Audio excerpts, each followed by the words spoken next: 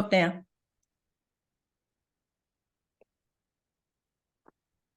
Hi, everyone. Welcome. Your Hollywood Progressive team, Sharon, Dick, and Linnea. This last weekend, or on Friday, I should say, we had the absolute pleasure to watch Lines in the Dust at the Matrix Theater on Melrose. Wow. Lines in the Dust takes a look at two African American women who started pretty similarly on the streets of Newark, New Jersey, I believe it is, New Jersey, but as adults now find themselves on pretty opposite ends of the socioeconomic spectrum. One is a very successful principal and has is very well educated.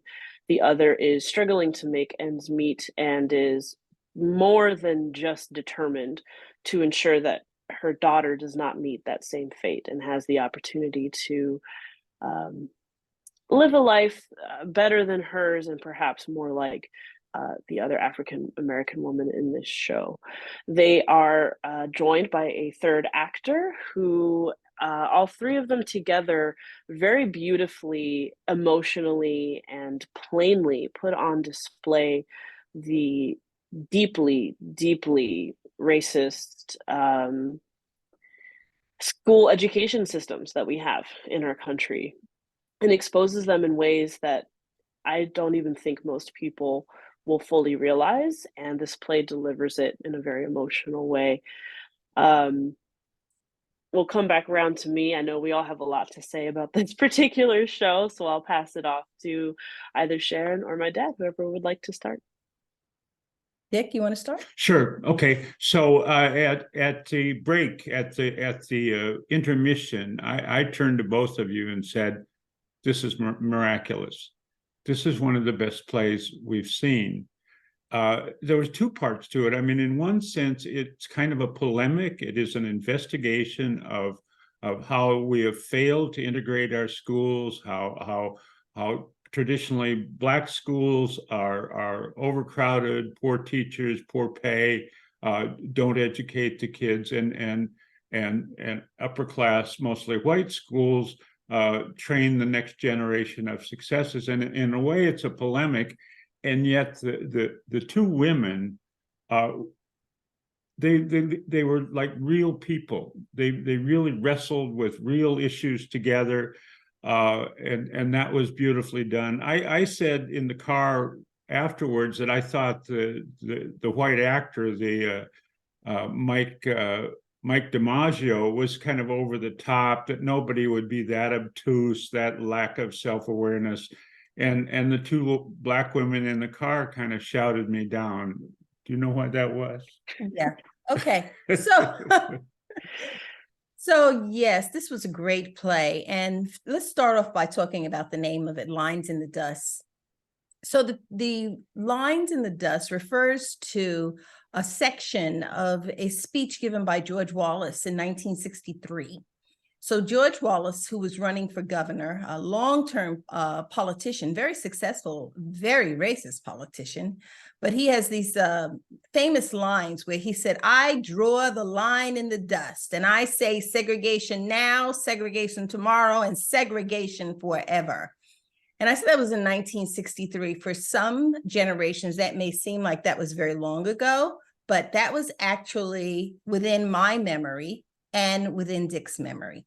So that was contemporary for us. And we had politicians, George Wallace was not alone, who could openly express their desire to stay separate from Black people.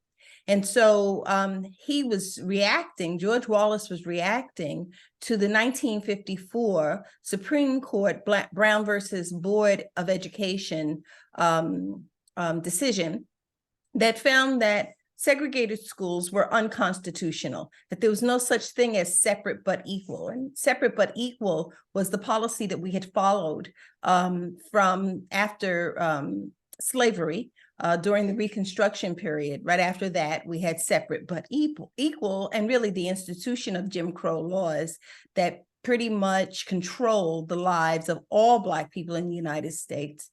And George Wallace was simply uttering the words that even progressive whites felt comfortable with allowing to happen. And so what we see in today's system is a reflection of what happened back then. So even though now we no longer have state-sanctioned, state-mandated segregation, we have socially sanctioned segregation, where it is socially acceptable to have a perfectly highly functional school full of white kids. And I'd like to say, I mean, you said upper class, it's not upper class, it's middle class. Middle class white kids enjoying the benefits of a good quality education, and Black kids in the urban communities, urban has become a euphemism for Black communities, Black kids suffering. And that's what this play is about. The lines in the dust are the lines that were drawn back after slavery that still exist today. Nia, you said you had further thoughts? Yeah, so like I said in my little introduction, the way this play gets you to attach to each of the characters, all three of them, even the Mike DiMaggio character, who was meant to play a less than savory role, you still connect with him and does it very well, you connect with all three of them and you're emotionally invested in them, for better or for worse. And so you're sort of following them on this journey, you're falling in love with the characters, and then that also means that when they weep, you weep. I mean, you feel each of these characters is pain as the play unfolds. And at the end of it, you're hit in the face with exactly what Sharon was talking about. I mean, plain, bold-faced racism. There's no other word for it. There's no other form of no other way to try and describe it or write it off, or it's pure racism, and it's disgustingly still. I mean, like Sharon was saying, it feels like we talked about civil rights and we had the civil rights movement and all these things, and then we just kind of left some of our systems as they were. It was like, okay, well, it'll figure itself out, and it hasn't. Not in a way that's meaningful, powerful, impactful, or as it should be. It's worked out for people who agree with racism and racist ideology. They're fine with it. But for the majority of people who are living it, we should not be fine with it. To go more into technical aspects of it, this show was for how detailed they got. This was a very simple set. There were no solid walls. They used monitors to add little scenery details, and we knew where we were every second of the play, beginning, middle, end. We knew where we were, we knew when we were, which wasn't difficult. This wasn't a time traveling play like some of the others that we saw. But we knew exactly where we were when things changed. There was no confusion about what was going on. These three actors were phenomenal. And the exciting part, and what I'm really excited to see the show again for, is that the two female leads, they switch roles apparently, which is very, very interesting. I'm hoping we're going to be able to see it again to experience that. So just the technical aspects, a very simple set with phenomenal execution. The other thing I wanted to mention is like I wanted to touch on what my dad said about how he's talking about the Mike DiMaggio character and how over the top he was, and how Sharon and I both let him know that that's not Mike DiMaggio is actually very on point, and we had the discussion of some people may not.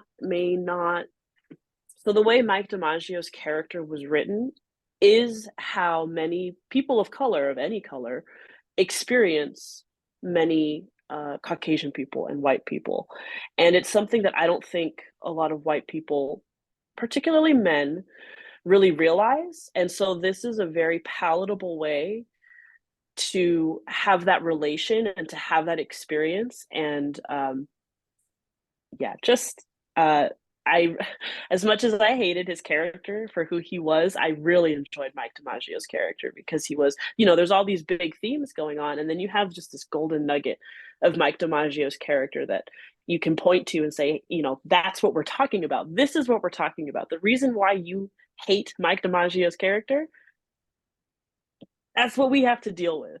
It was beautiful. Just a really well written show. All the lines, there was no exposition, everything fit, delivery was on point, just wonderful actors, wonderful acting as always. Just so good, so good. I hope everyone takes the time to see this show, if not any of the other good ones that we've talked about. So one of the things I really liked about this play is, Dick, your reaction about the Mike DiMaggio character. Because when the three of us go to these plays, we go to experience, to enjoy, but it's also a learning experience about how each of us sees race. So Dick, obviously, and I are different races, and we've been on the planet for many generations. Nia, who's only been on the planet just a couple of decades, she hasn't reached her third yet, but it helps us to be able to have something to talk about where we can refer specifically to a guy like Mike and Mike DiMaggio. And Dick, you thought that was over the top. And Nia and I say to you, no, it's not over the top. This is what we see, not with every white person, but with a large percentage of them.